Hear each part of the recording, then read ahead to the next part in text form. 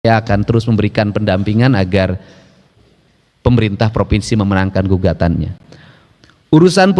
Kemudian urusan ketentraman, ketertiban umum dan pelindungan masyarakat ditunjukkan melalui indeks ketentraman dan ketertiban sebesar 100 poin, indeks ketahanan daerah sebesar 0,72 poin. Hal yang hari ini menonjol adalah orang tidak merasa tentram karena banyaknya orang yang mengaku sebagai ormas, yang mengaku sebagai LSM, yang sudah secara terang-terangan melakukan intimidasi. Di kota Bekasi, kemarin ada security yang diintimidasi. Di Kabupaten Bekasi, salah satu ormas menaburkan sampah di depan kantor dinas kesehatan, walaupun sudah minta maaf. Tadi malam, Satuan Serse Polres Subang menangkap 6 orang yang melakukan pemerasan di kawasan industri Surya Cipta, yang di situ ada perusahaan mobil listrik BYD yang akan merekrut 16.000 tenaga kerja.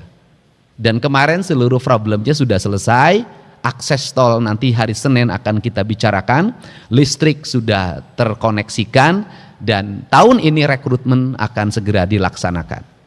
Nah, untuk mencapai solusi itu saya sampaikan ke para anggota DPRD bahwa tadi pagi saya sudah telepon Kapolda dan Pangdam, mungkin hari besok kami akan mengeluarkan surat keputusan hari Senin pembentukan Satgas anti premanisme.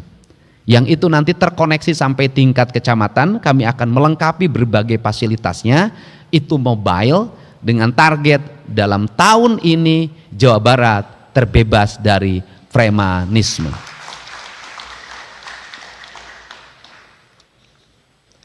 Urusan sosial, realisasi tahun 2024 ditunjukkan melalui indeks kesejahteraan sosial sebesar 44,57 poin.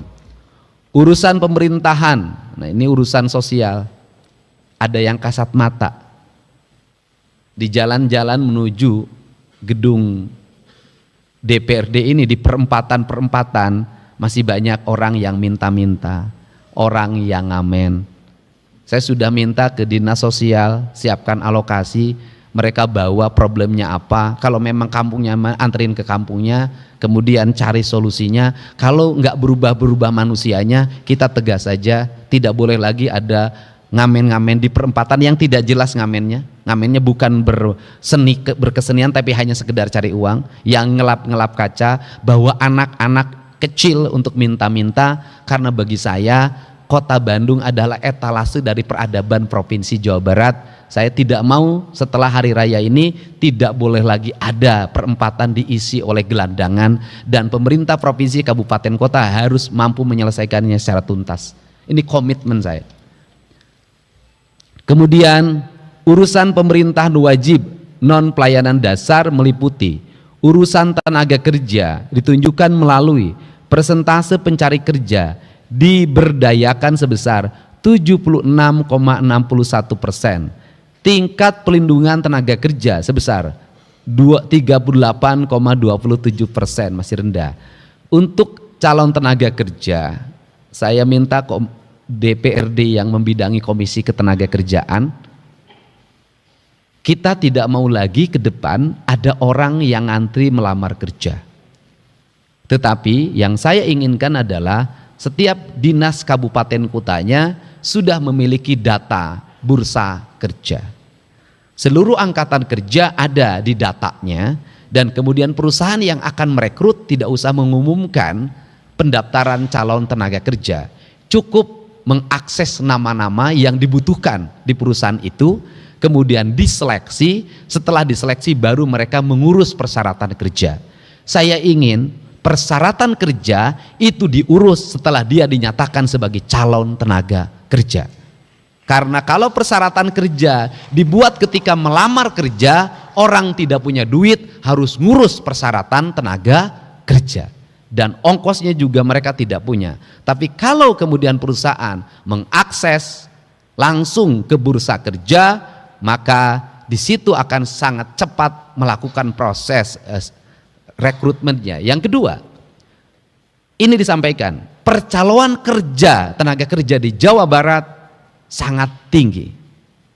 Banyak sekali oknum, baik oknum aparatur, oknum karang taruna, oknum ormas, oknum LSM, oknum aparat desa, dan oknum manajer personalianya bekerja sama melakukan rekrutmen dan di situ berbayar.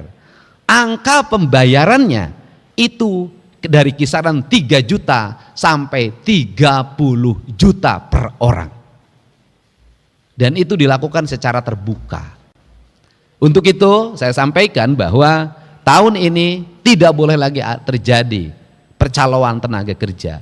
Yang lebih menyedihkan lagi adalah orang untuk memberikan suap atau pungli calon tenaga kerjanya, banyak yang minjem ke bank emok, banyak yang minjem ke bank keliling, rata-rata 15 juta. Menyedihkan lagi, mereka menjadi tenaga kerja kontrak dan setahun kontraknya diputus dan akhirnya menjadi gelandangan orang tuanya. Jadi saya menemukan banyak kasus itu.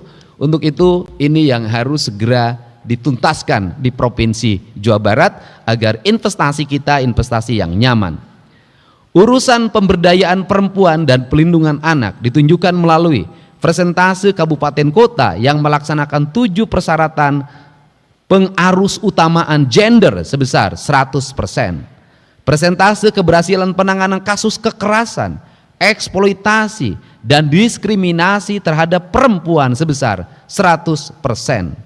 Tingkat penanganan kasus kekerasan, eksploitasi, dan diskriminasi atau KED terhadap anak sebesar 100%.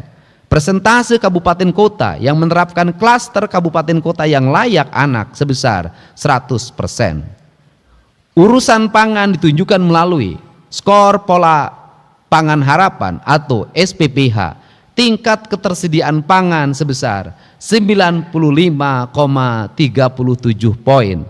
Tingkat konsumsi pangan yang terdiri dari konsumsi energi sebesar 2.069,9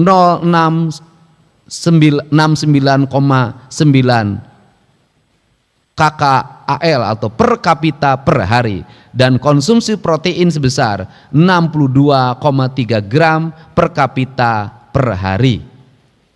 Urusan pertanahan ditunjukkan melalui tingkat tertib tata kelola pertanahan.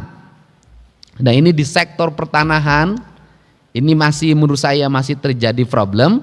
Itu bisa ditunjukkan banyaknya daerah aliran sungai yang itu sebenarnya tidak bisa dialihfungsikan dan dirubah kepemilikannya, itu banyak berubah bersertifikat. Problemnya cuma satu, biasanya ATR BPN memproses pengajuan pengsertifikatan ketika pihak desa dan kelurahan sudah memberikan keterangan riwayat tanahnya.